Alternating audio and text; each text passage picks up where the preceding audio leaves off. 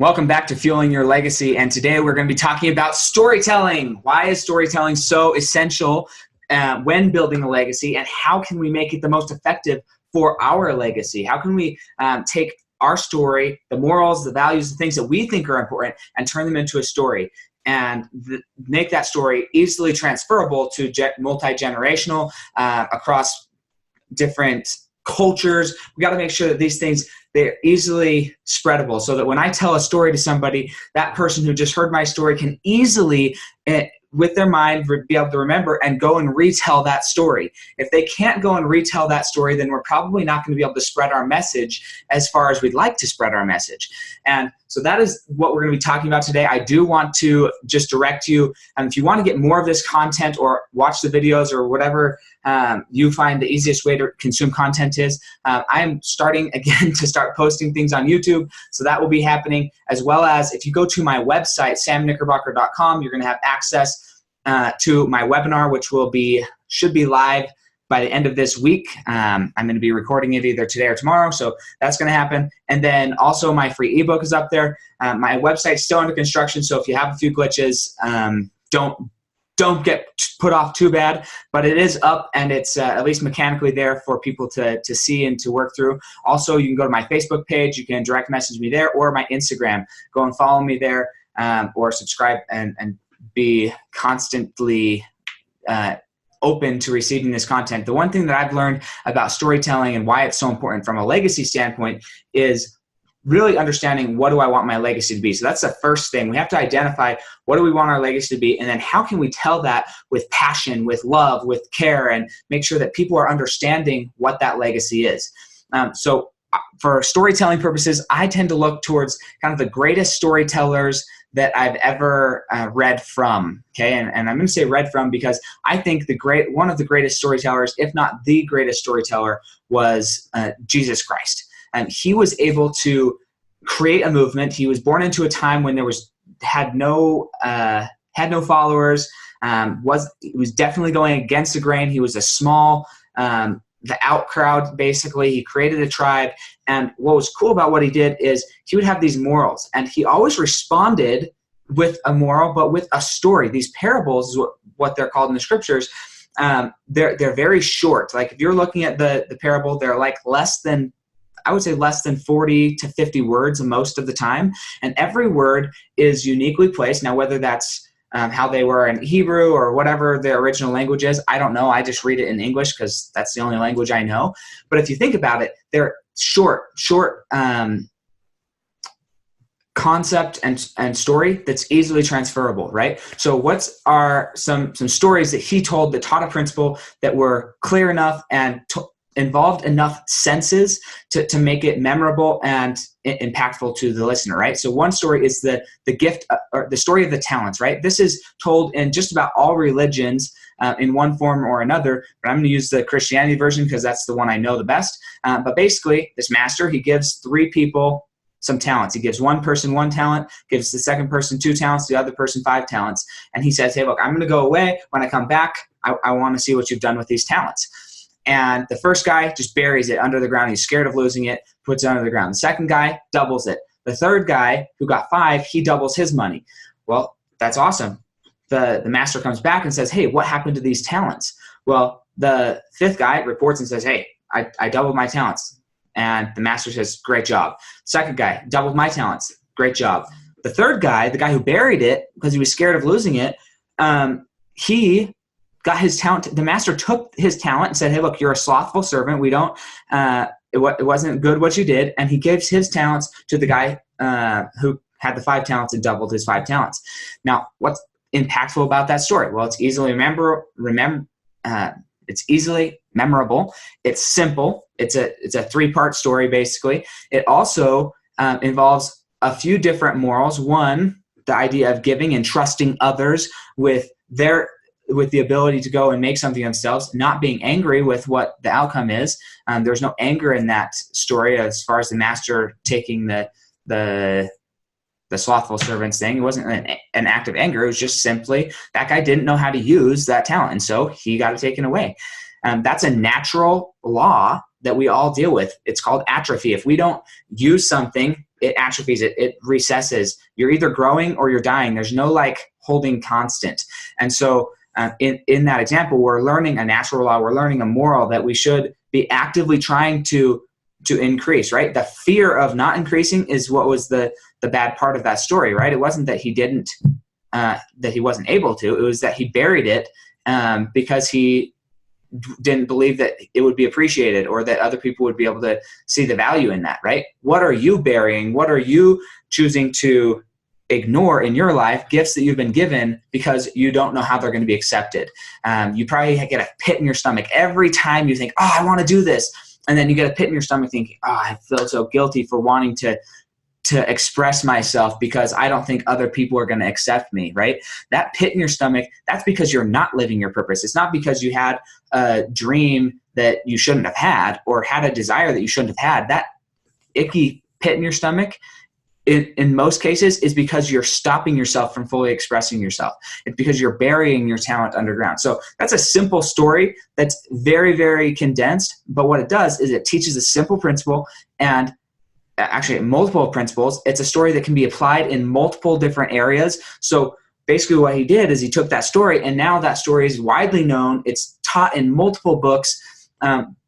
And that is part of his legacy, was able to teach simple things of growth and always becoming better self, right? I think that's the whole message, at least for me. That's what I get out of my relationship with Christ, and what I'm striving for is just to be better every day, right? And so Christ's legacy, really for me, one of his legacies is that I can become better every day. And that's the idea, the whole idea and concept that Christ was promoting is how are you becoming better every day? How are you becoming more and more like this infinite being, God, in the next existence, right? So what parables, what stories are you telling in your life? What are things that you're willing to share? So I'll share one from probably one of my favorite stories from my grandpa, who I just love and respect deeply. And we were out picking cherries. So my grandpa always had a big farm, a big garden that a whole family would participate in cultivating and picking and growing and canning and all of that so we could all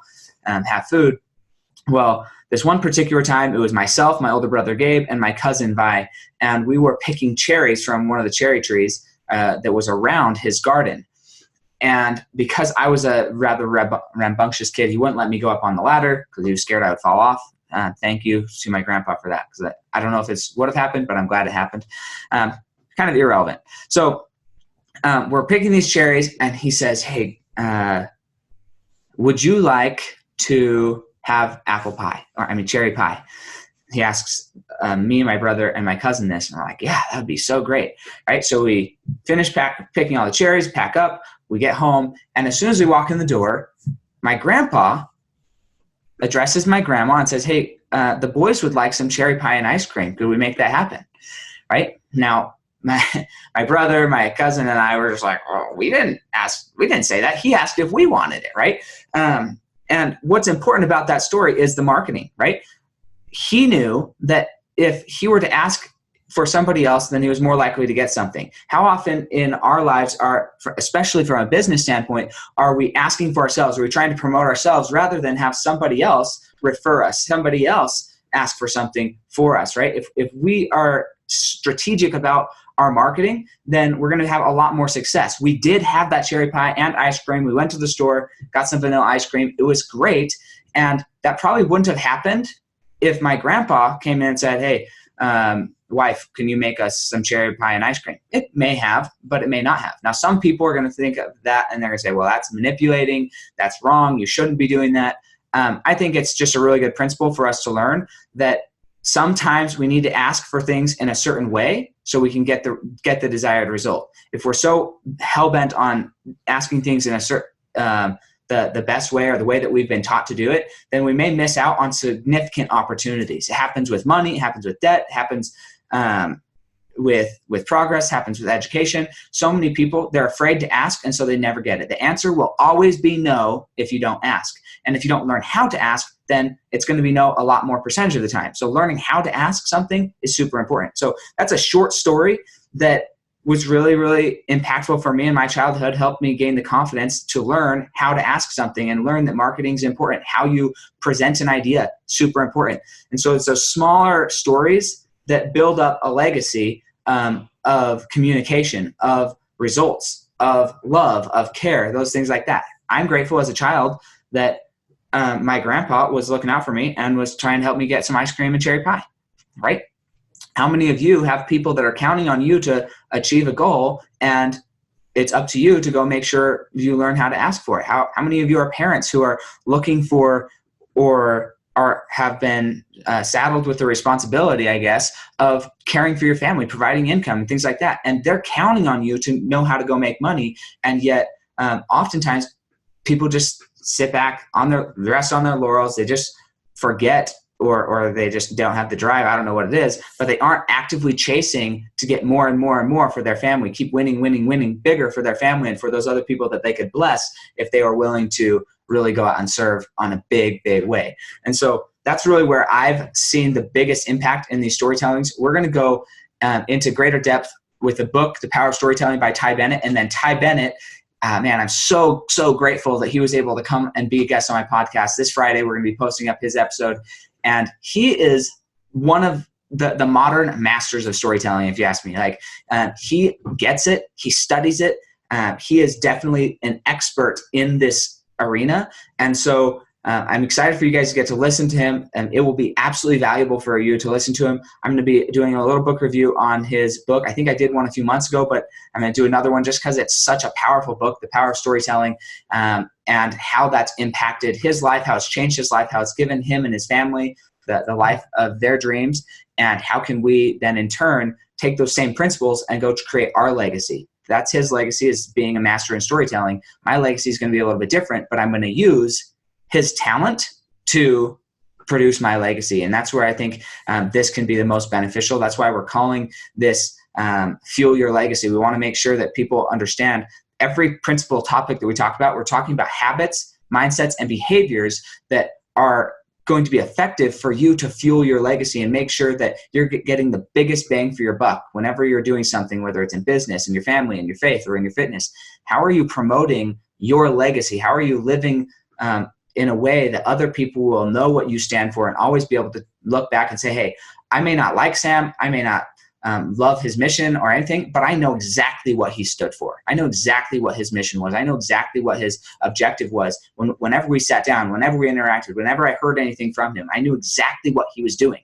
And that's my goal of a legacy of clarity, a legacy of purpose, a legacy of serving and helping others receive that self-confidence so that they can go and create a legacy of meaning for their life. So hopefully this was helpful. Again, please, if you see this on Instagram or Facebook, give a shout out. And then if you are listening to this, if you take a screenshot and post it and tag me in it and promote that to your friends, then I definitely will give you a shout out here on the podcast. I have a few friends who will text me and they're like, oh, great job. I really learned this from your podcast. And I think, really great job. How about you post that on social media and tell everybody what you learned?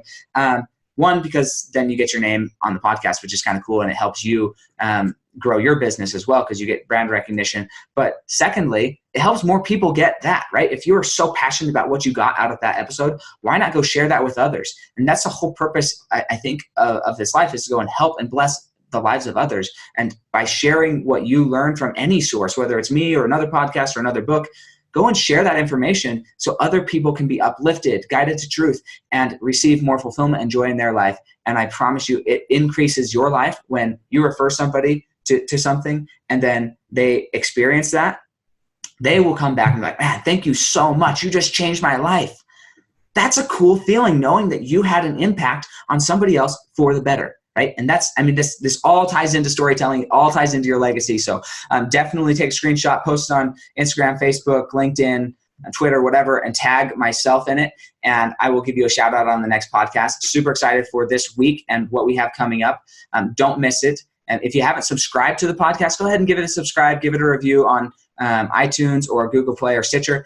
Make sure that other people can, by just looking at the page and say, okay, yes, should I listen to this? Should I not? Absolutely listen to it. It's going to give you a lot of value and you're going to feel great about what you're what you're able to accomplish from the tools, habits, mindsets, and behaviors that you're gaining from this podcast. So stay tuned for more on storytelling, and I know it's going to change your life, change how you communicate. It's changed mine, and it's helped me actually communicate with my wife better, because now I can tell a story and say, hey, this is how I'm feeling. This is the meaning of the story. This is the parable. But let's move forward. Let's identify how we can work through this. So excited, and we'll talk to you soon. Bye.